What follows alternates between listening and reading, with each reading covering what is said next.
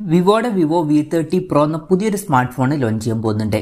ഈ ഒരു ഫോണിന്റെ ഫീച്ചേഴ്സിനെ പറ്റിയിട്ടുള്ള പല കാര്യങ്ങളും പറയാൻ കഴിഞ്ഞിട്ടുണ്ട്. അതുപോലെ തന്നെ ലോഞ്ച് ഡേറ്റ് ഒഫീഷ്യലായിട്ട് കൺഫേമും ആയിട്ടുണ്ട്.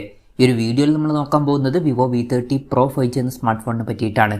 വീഡിയോ തുടങ്ങുന്നതിന് മുമ്പ് പറയാനുള്ള ഒരു കാര്യം എന്താ വെച്ചാൽ, നിങ്ങൾ ടെക് വാർത്തകൾ ഫോളോ ചെയ്യാൻ താല്പര്യമുള്ളവരാണെന്നുണ്ടെങ്കിൽ നമ്മുടെ വാട്സപ്പ് ചാനലിലോ അല്ലാന്നുണ്ടെങ്കിൽ ടെലഗ്രാം ചാനലിലോ ജോയിൻ ചെയ്യാവുന്നതാണ്.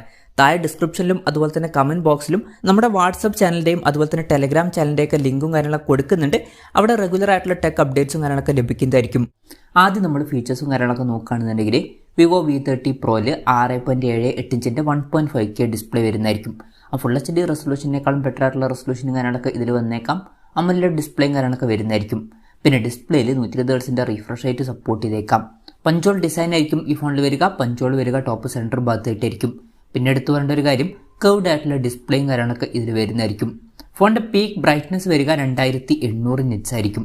അപ്പം ഈ ഒരു ഫോണിൽ അത്യാവശ്യം നല്ല ഡിസ്പ്ലേ ഫീച്ചേഴ്സും കാര്യങ്ങളൊക്കെ വരാൻ ചാൻസ് ഉണ്ട്. എടുത്തു പറയേണ്ട കാര്യം, കർവ്ഡ് ആയിട്ടുള്ള ഡിസ്പ്ലേയും ഇതിൽ വന്നേക്കാം.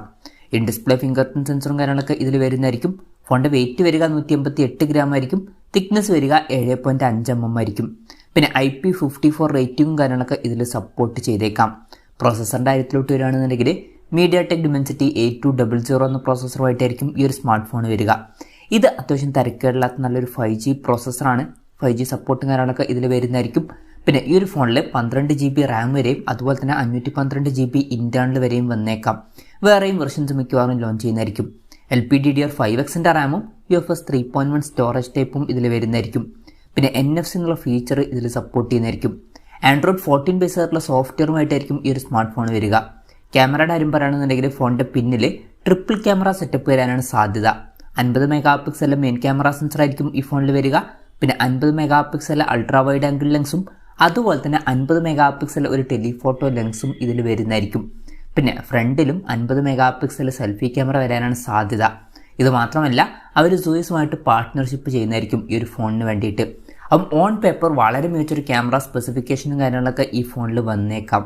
അപ്പോൾ നല്ലൊരു ക്യാമറ പെർഫോമൻസ് ഇതിൽ എക്സ്പെക്റ്റ് ചെയ്യാവുന്നതാണ്. ഇനി ബാറ്ററിയുടെ കാര്യത്തിലോട്ട് വരികയാണെന്നുണ്ടെങ്കിൽ 5000 mAh ബാറ്ററിയുമായിട്ടായിരിക്കും ഈ ഒരു സ്മാർട്ട് ഫോൺ വരിക. 80 വാട്ട് ഫാസ്റ്റ് ചാർജ് സപ്പോർട്ട് ഇതിൽ വരുന്നതായിരിക്കും. പിന്നെ Type C ചാർജിംഗ് പോർട്ടും ഇതിൽ വന്നേക്കാം. അപ്പോൾ തിരക്കില്ലാത്ത നല്ലൊരു ബാറ്ററി സെറ്റപ്പും ഇതിൽ വന്നേക്കാം. അപ്പം ഇതൊക്കെയാണ് ഫീച്ചേഴ്സിനെ പറ്റി പറയാനുള്ള കാര്യങ്ങൾ. ഇനി ലോഞ്ച് ഡേറ്റിൻ്റെ കാര്യം പറയുകയാണെന്നുണ്ടെങ്കിൽ February 28 ഈ സ്മാർട്ട് ഫോൺ ലോഞ്ച് ചെയ്യാൻ പോകുന്നത്.